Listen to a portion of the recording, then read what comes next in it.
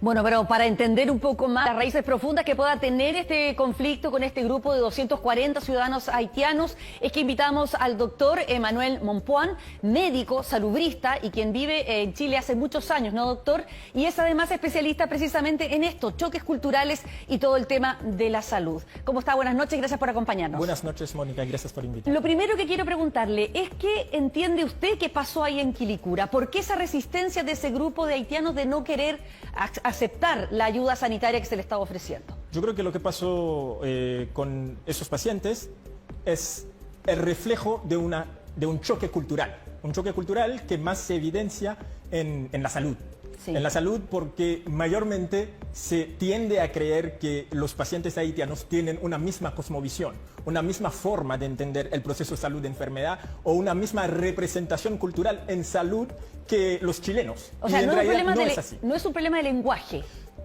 Tendría algo que ver con el lenguaje, pero el problema de fondo no es el lenguaje, sino la cultura, la forma de entender el proceso de salud de enfermedad. ¿Cuál es esa forma diferente? Es decir, que la diferencia, en ese caso puntual, obedece al hecho, primero, que los vecinos, esos vecinos haitianos, yo creo, estoy convencido de que no creen en las autoridades municipales por experiencias recientes, que en la municipalidad, en la página Facebook de la municipalidad de Quilicura, hace aproximadamente unas 2 semanas, publicaron la foto de la casa o del frontis de la casa donde supuestamente vivían 14 pacientes haitianos diagnosticados por el COVID, cosa que no debió haberse hecho. Es inaceptable, inadmisible. Para nosotros es una expresión de racismo puro, de racismo biologicista, etc. Pero también obedece al hecho de que ellos, al no creer en las autoridades municipales, al no creer en ningún tipo de figura de autoridad a nivel de la municipalidad, por lo que le mencioné, pero hay otros casos también, ¿sí? Ellos desconocían, no querían aceptar el diagnóstico que esas mismas autoridades le estaban entregando.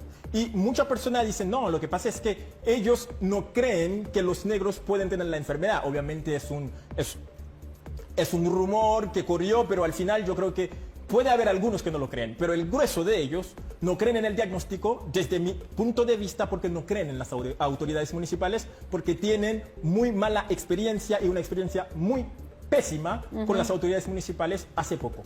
Hay también diferencias en cómo ellos entienden o cómo la cultura haitiana entiende la enfermedad, el estar amenazado de muerte por una enfermedad, de poder perder la vida si no se cuida. Sí, obviamente. Nosotros tenemos nuestra manera de entender, es cultural, de entender el proceso, estar enfermo, estar con buena salud o estar teniendo su vida corriendo riesgo.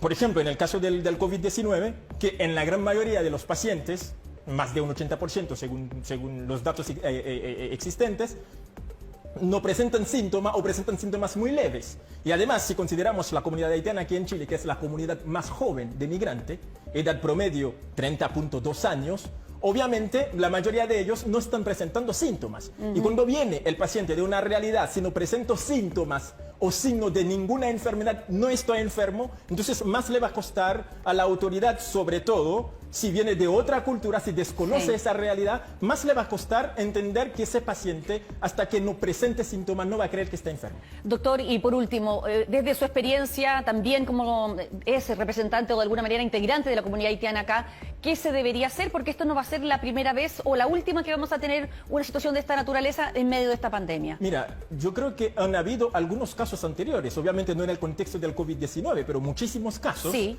Pero yo creo que lo que no se debe hacer, porque no estoy para dar lecciones, sino mi punto de vista es considerar primero que si bien es muy positivo que existan facilitadores para facilitar la comunicación, pero poner más énfasis en que el rol del facilitador obedece más a una necesidad por facilitar una comunicación más desde lo cultural que desde lo lingüístico. Lo cultural para mí ahí es más importante en un 80% y luego lo lingüístico, pero también tratar de entender esa problemática, esas fricciones culturales desde los determinantes sociales de la salud. Por ejemplo, desde la estigmatización, el racismo, la discriminación, la exclusión social. Porque, para ponerle un ejemplo, ¿usted cree que si ellos fuesen un grupo de italianos o de chinos, las cosas hubiesen pasado así? Yo creo que no. Muy bien, doctor Emmanuel Mompuán, gracias por acompañarnos esta noche y darnos más explicaciones en esta situación. Muchísimas gracias y gracias a ustedes. Muy buenas noches.